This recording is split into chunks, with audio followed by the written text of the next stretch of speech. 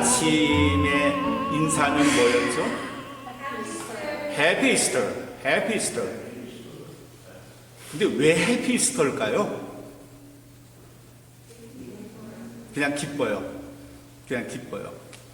오늘 읽은 우리 이정석 권사님 읽어주신 요한복음 20장 19절, 20절, 21절 말씀은 이런 상황입니다. 예수님이 십자가에 돌아가셨잖아요. 그건 절망의 순간입니다. 목요일이죠. 목요일 저녁에 제자들과 함께 겟세마네 동산에 올라가셨고 그곳에서 기도하셨고, 근데 갑자기 횃불을 든 이상한 사람들이 등장했죠.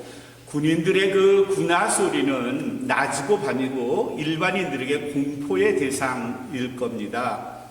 예수님도 제자들도 그 군화 소리를 들으셨을 거고요. 점점 다가오는 횃불, 사람들의 소리, 그리고 예수님이 순식간에 붙잡혀 가셨고 제자들은 겁에 질려서 도망치기 시작했고, 예수님은 성 안으로 끌려 가야바 제사장 집의 뒷뜰에서 모진 고문을 당하셨습니다. 지난주일에 우리가 함께 나눴던 말씀에서 채찍질, 가시면류관, 온갖 욕설, 침뱉음, 예수님의 뺨을 치는 일들이 그 밤에 일어났고요. 밤에 잠을 자지 못하시고 긴 그 밤새도록 고난을 받으셨고요. 그리고 금요일 아침에 겟세마네 동산에서 그 무거운 십자가를 지친 몸으로 끌고 올라가셨고, 아마 제 생각엔 그 다음에 또 많은 과학자들이나 역사학자들이 동의하는 부분이죠. 십자가가 땅에 이렇게 누워져 있었고요. 예수님이 그 위에 십자가 위에 누우셨을 거고, 그리고 아마 손바닥보다도 훨씬 더 큰 나무 못일 수도 있겠고, 그 당시에 사용했던 금속 못일 수도 있겠고, 그 못을 여기에 놓고 그리고 내리친 겁니다. 어떤 분은 손바닥이라고 말하는 분도 있고, 손바닥은 체중의 이 하중을 견디지 못해서 아마 이 손목에다가 못을 박았을 거라 주장하시는 분도 있는데, 어쨌거나 성경은 손바닥이다 이렇게 이야기를 하고 있어요. 양손을 다 그렇게 못 박혔죠. 뼈가 으스러지고 핏줄이 다 끊기고 심줄이, 신경이 다 손상당하는 순식간에 그 고통 견뎌낼까요? 그 다음에 발이죠. 발을 아마 이렇게 포개쓸 겁니다. 그리고 더 큰, 그리고 더 긴 못을 박았을 때인데, 손과는 비교되지 않은 이 두께에 아마도 몇 번을 망치로 내리쳤을 거예요. 그리고 그 고통을 온몸으로 다 감당해 내셔야 했습니다. 그렇게 손과 발을 다 못으로 고정시킨 후에 이제 십자가를 세웁니다. 아마도 도르래 비슷한 것을 이용해서 사람들이 미리 파놓은 구덩이에 그 십자가 끝을 집어넣고 그리고 십자가를 세우는 거죠. 근데 그 세울 때 그냥 세우는 게 단순한 일이지만, 그 십자가에 매달린 4개의 혹은 3개의 못으로 고정된 예수 그리스도의 그 몸무게 하중이 결국 우리 잘 아시는데 그래비티라고 하죠. 이 지구에 잡아다니는 힘, 인력으로 인해서 몸이 점점 처지면 살이 점점 또 찢겨 나갑니다. 그걸 다 감당해 내셔야 했던 겁니다. 다른 문헌에 의하면 십자가형을 당하는 죄수의 가족들은 미리 십자가형을 집행하는 군인들에게 돈을 찔러준다고 합니다. 돈을 찔러주는 이유는 내 가족 저 사람이 빨리 죽게 해달라고.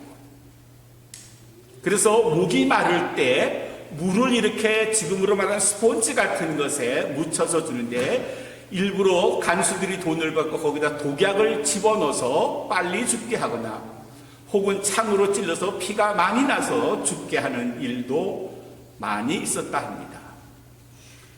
예수님이 그렇게 처절한 고통 끝에 금요일 오후 3시에 돌아가셨습니다. 안식일이 시작되기 직전에 예수님은 돌아가셨어요. 끝입니다. 이제 끝이에요. 여러분 영화나 드라마를 보시면 주인공이 죽으면 그 영화는 끝입니다. 그렇죠? The history of Jesus Christ was finished. 끝이 난 겁니다. 예수 그리스도의 이야기는 이걸로 끝입니다. 그리고 옆에 달렸던 다른 두 강도의 이야기도, 그의 인생의 이야기도 끝입니다. 다음날 아침에 아리마대 요셉의 무덤에 장사된 예수님, 그곳은 조용했고요. 예수님의 십자가형을 당했던 골고다도 조용했고요. 예루살렘 전체가 조용했습니다. 어제의 그 처절한 사형 집행을 봤던 사람들, 혹은 소문을 들었던 사람들, 그 끔찍한 일을 기억하긴 하지만 이제 조금씩 잊혀져 가는 시간이 된 겁니다. 그리고 안식일 다음 날, 성경엔 그것을 안식 후 첫날 이렇게 말합니다. 그러니까 토요일에 안식일이 끝나고요, 이 끝난 다음 날이니까 지금으로 말하면 썬데이, 일요일. 그리스도인들은 일요일이라고 하지 않고 주님의 날, the day of the Lord, 그 주일 그렇게 말하죠. 이 주일 아침에 막달라 마리아와 어머니 마리아 그리고 또 다른 여인이 예수님의 무덤을 찾았는데, 거기에서 막아놨던 돌문은 열려져 있고 그 안에 그리스도께서는 자취를 감춰 사라지셨고 천사만 만났고, 너희가 누구를 찾니? 그리스도는 이미 그가 말씀하신 대로 살아나셨느니라. 그 말을 듣고 여인들이 깜짝 놀랐기도 하고 두렵기도 하고 무섭기도 했고, 그래서 빨리 다른 제자들이 있는 곳에 가서 그 사실을 전했죠. 오늘 요한복음 20장의 말씀은 바로 그 상황 이후의 일입니다. 오늘 말씀 19절은 그날 안식 후 첫째 날, 그날 저녁이라고 이야기했어요. 예수님이 부활하신 날 바로 그날 저녁입니다. 제자들이 한 곳에 모여 있었어요. 근데 그들이 모여 있는 이유는 유대인들을 두려워해서 이렇게 본문은 말했어요. 유대인들이 자기를 해칠까봐 두려운 가운데 있는 거예요. 왜 두려울까요? 아마 여러 이유가 있었을 것 같아요. 일단은 예수님을 겟세마네 동산에서 버리고 왔다는 자책감도 있었을 거예요. 예수님이 붙잡히셨는데 난 한마디 뭐라고 말도 못하고 한거하지도 못하고 도망치기 바빴다는 그런 자책감. 예수님이 또 돌아가시긴 했는데 그의 시신이 없어졌다는 근심, 이것도 있었을 거예요. 또 다른 더 무서운 건 유대인들, 특별히 빌라도나 아니면 대제사장이나 서기관들이 예수님의 시신이 없어졌다는 소식을 듣고 그들도 군사를 풀어서, 사람을 풀어서 죽은 예수의 시신을 누가 갔는지 찾고 있었을 거예요. 혹시라도 제자들 자기들이 붙잡혀서 예수 시신 내놔라 이렇게 해코자 할까봐 두렵고 무서웠던 거예요. 아마 또 다른 이유는 혹시 몇 제자들 중엔 예수님이 살아계실 때 내가 죽은 지 3일 만에 살아나리라 한 그 말씀을 기억하고 정말 예수님이 살아나신 건 아닐까? 이런 생각하면서 모두가 각기 다른 생각하며 모여 있었어요. 그게 19절 말씀이에요. 그들이 마주보면서 둥그렇게 마주 있었을 때에 문은 잠겨져 있었고요. 제자들은 별 말이 없었고요. 두렵기도 하고 무섭기도 하고 근심이 들기도 했던데, 갑자기 그들 한가운데 19절에 분명하게 예수님이 그들 한가운데 나타나셨다 그랬어요. 누가 문을 열어줬을까요? 그런 기록 없어요. 문을 열어줬다는 기록도 없고요. 노크했다는 기록도 없고요. 그냥 문은 잠겨져 있고 제자들은 둘러 앉았는데 갑자기 예수님이 짠 나타나신 거예요. 제자들이 무섭고 두렵고 놀랐을 거예요. 이런 복합적인 감정이 그들을 짓누르고 있는데 예수님이 한가운데 서서 제자들에게 너희에게 평강이 있을지어다. 제자들이 이 말을 듣고 깜짝 놀랐죠. 예수님은 아신 거죠. 제자들이 지금 어떤 마음으로 있는가. 그들이 두렵고요, 떨리고 불안하기 짝이 없는데 그들 가운데 나타나신 예수님은 너에게 평강이 있을지어다 하신 거죠. 그리고 그 다음 20절에 예수님은 자신의 손을 보여주셨어요. 그 손바닥에는 분명하게 선명하게 아마도 핏자국이 있었을지도 모르죠. 못 박힌 자국이 있었던 거예요. 뭐 매니큐어나 뭘로 발랐을 수도 있다. 근데 그랬을 수도 있겠죠. 근데 그 다음에 있는 말씀 예수님은 옆구리에 창에 찔린 자국까지 보여주셨어요. 의심할 나위 없는 자기들이 3년 동안 쫓아다녔던 예수 그리스도, 바로 그분이셨어요. 21절 이를 확인한 제자들의 반응이 20절 끝에 나오는데, 제자들이 이를 보고 기뻐하였더라 이렇게 되어 있어요. 기뻐하였더라. 그리스도께서 부활하신 것에 대한 기쁨입니다. 오늘 저희 교회도 찬양 순서가 많아요. 아마 다른 교회도 찬양 순서가 많고, 아주 큰 교회에서는 뭐 칸타타도 하고요, 굉장할 겁니다. 근데 왜 부활절엔 꼭 그래야 되죠? 왜 부활절엔 그렇게 찬양이 많고요, 기뻐하는 일이 많고요, 그리고 만나면 Happy Easter 이렇게 말할까요?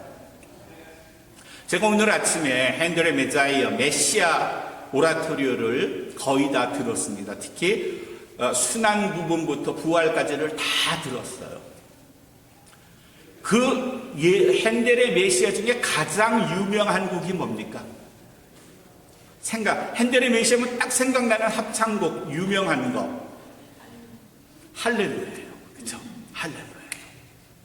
그리고 또 하나 독창, 소프라노가 하는 독창 아주 유명한 게 있는데, 그게 바로 우리가 조금 전에 불렀던 회중 찬송이에요. 내 주는 살아 계시고 하는 찬송이에요. 할렐루야는요, 가장 대표적으로 핸델의 메시아 중에 가장 대표적인 곡인데, 이게 예수님의 부활을 선포하고 했던 그 마지막 부분에 이 곡이 있어요. 내 주는 살아계시고 하는 이 바로 직전에 있는 곡이 할렐루야예요. 다른 말로 하면요, 예수 그리스도 그의 인생 전체의 가장 하이라이트를 장식하는 곡이 할렐루야예요. 이유는 기쁘니까, 폭발할 것 같은 기쁨이 그 안에 있으니까.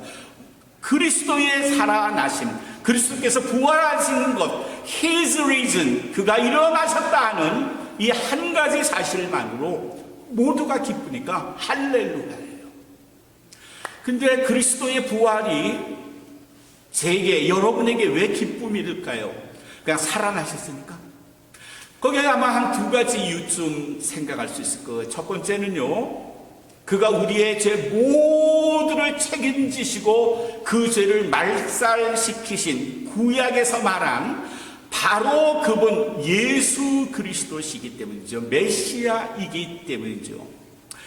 구약 성경에도 예수님의 메시아 되심과 그가 태어나신다는 예언이 많아요. 지난주일에 말씀드린 것처럼 이사야서에는 종의 노래, The Songs of Servant라는 게 있는데, 이사야서 42장부터 55장까지가 다 종의 노래예요. 그리스도 메시아의 탄생, 그의 생애, 그리고 그의 죽으심과 부활을 그 안에서 곳곳에서 찾아볼 수 있어요.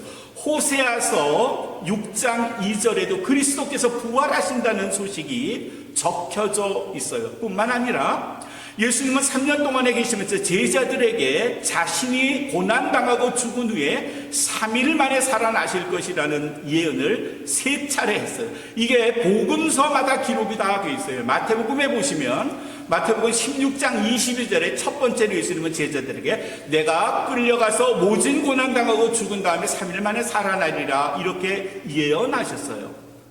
17장 22절 23절에도 예수님은 두 번째로 자신이 잡혀가서 죽고 그런 후에 3일 만에 부활하신다는 것을 예언하셨어요. 세 번째 예언이 마태복음 20장 18절과 19절에 기록되어 있어요. 이렇게 기록되어 있죠. 인자가 대제사장들과 서기관들에게 넘기게 되어서, 그들에게 넘겨주게 돼서, 그리고 그들이, 그러니까 대제사장과 서기관들이 죽이기로 결의하고 예수 그리스도를 죽이기로 결의했대요. 그리고 그를 이방인들에게 넘겨주었대요. 이방인이 누군가 하면 빌라도에게 넘겨줬다는 말이에요. 로마 군인들에게 넘겨줬다는 거예요. 넘겨줘서 그를, 예수 그리스도예요, 이 메시아를, 그를 조롱했죠. 채찍질하고 모진 채찍질 당하셨죠. 십자가에 못 박게 할 것이나 제3일에 살아나리라. 예수님은 이렇게 제자들에게 당신이 돌아가시기 전에 예언을 해 놓으셨어요.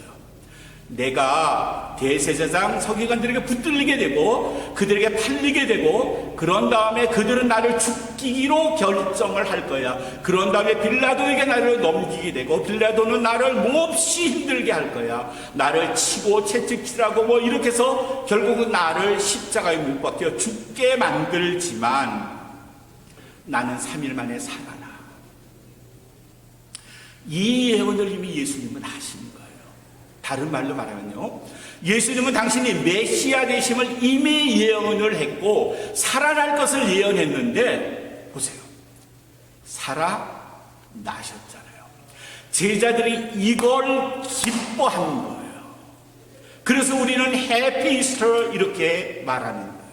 예수님이 부활하신 것에 대한 두 번째 기뻐해야 할 이유가 있죠. 찬양해야 할 이유가 있고요. 해피 이스터라고 말해야 할 이유가 있죠. 그거 뭔가 하면, 예수님이 당신이 부활하심으로 당신만 부활한 게 아니라 우리에게도 이렇게 부활할 수 있다는 가능성을 보여주셨다는 거죠. 이건 부활의 문제는요, 예수님만의 문제가 아니에요. 부활절이 예수님의 부활을 찬양하고 기뻐하는 일인과 동시에 반드시 기억해야 할 다른 한 가지 뭔가 하면요, 나도 부활한다는 사실이에요. 여러분도 부활한다는 사실이에요. 아멘? 사람은 태어나면 여기가 태어나는 지점이에요. 이거 태어나면 birth예요. 그리고 여기가 죽음이에요. death예요. 여기 birth에서 death로 가는 중간에 어느 지점에 내가 지금 있어요. 그렇죠? 여기가 birth, 여기가 death. 나는 지금 여기서 C예요. C가 뭔지 아세요?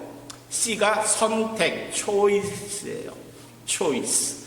B, C, D예요.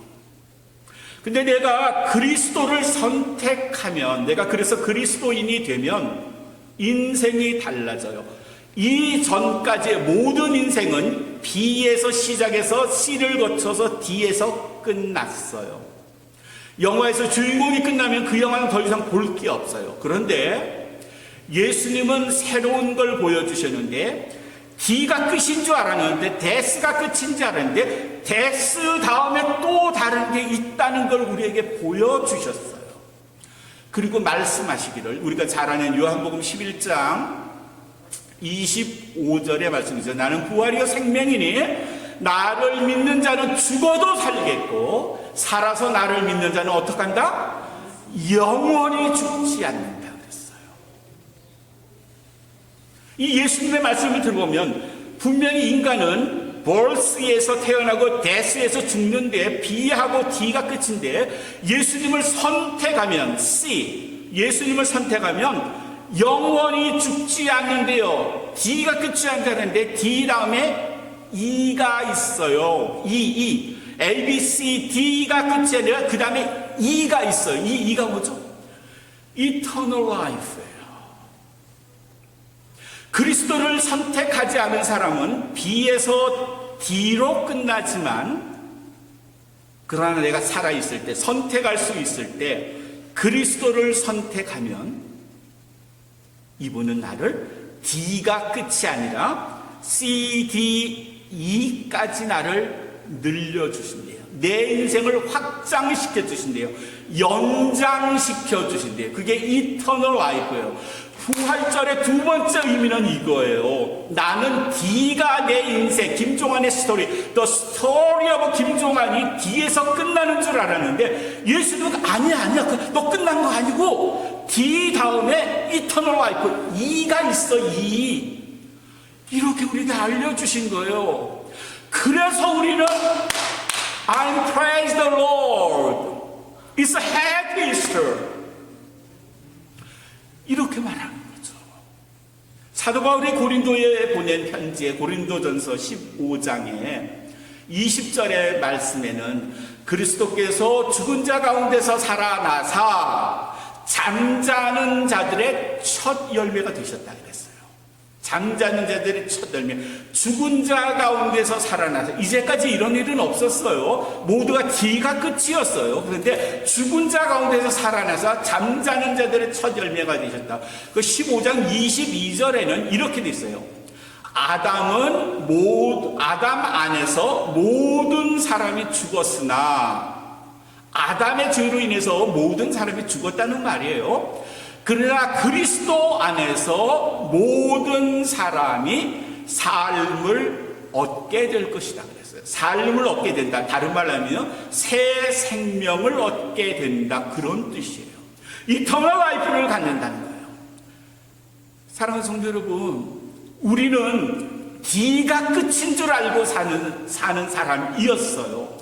그리고 지금도 수많은 사람들이 D가 데스가 끝인 줄 알고 사는데 그리스도 안에 속해 있으면, 그리스도를 선택하면, 그리스도가 우리를 자녀로 삼아주시면 그리스도 안에서 모든 사람이 새 삶을 얻는다 그랬으니까 이 D를 뛰어넘어서 이터널 라이프가 있다는 걸 우리에게 가르쳐 준 거예요. 그래서 우리가 축하해야 할 일이고요. 그래서 기뻐해야 할 일이고요. 그래서 그리스도를 찬양해야 하는 일이죠. 영국의 유명한 극작가, 소설가, 철학가, 사상가, 그리고 가장 영향력 있는 20세기에서 가장 영향력 있는 그리스도인이라고 모두가 인정하는 C.S. 루이스라는 분이 계셨어요. 옥스퍼드 대학을 나왔고요. 책을 많이 써서 많은 사람들에게 읽혀졌고요. 아주 영향력을 많이 끼치는 분이었어요. 어느 날 그의 친구가 죽었어요. 찰스라고 하는 아주 가까운 친구가 죽었어요.